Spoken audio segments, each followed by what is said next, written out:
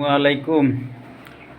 আল্লাহর রাসূলের একজন সাহাবী হজরতে মুআবিয়া রাদিয়াল্লাহু তাআলা আনহু, ওনার গায়েবানা জানাজার এত ফেরেশতা এসেছিলেন, আল্লাহর রাসূলও দেখে অবাক যে আমার হজরতে মুআবিয়া রাদিয়াল্লাহু তাআলা আনহু এমন কী আমল করেছিল, তার কারণে আকাশ থেকে 1,40,000 ফেরেশতা ওনার জানাজায় উপস্থিত ছিলেন। আল্লাহর রাসূলও অবাক হয়ে গেছেন। তখন ফেরেশতা জিবরাইল আমিনকে জিজ্ঞেস করলো, হে জিবরাইল আমিন, আমার মুআবিয়া এমন কী আমল করেছিল, তার কারণে তোমরা 1,00,000 ফেরেশতা তার জানাজায় উপস্থিত হয়েছ। তখন ফেরেশতা বলল, হে আল্লাহর রাসূল, তেমন কোনো আমল না, ছোট্ট একটা আমল উনি করেছিল।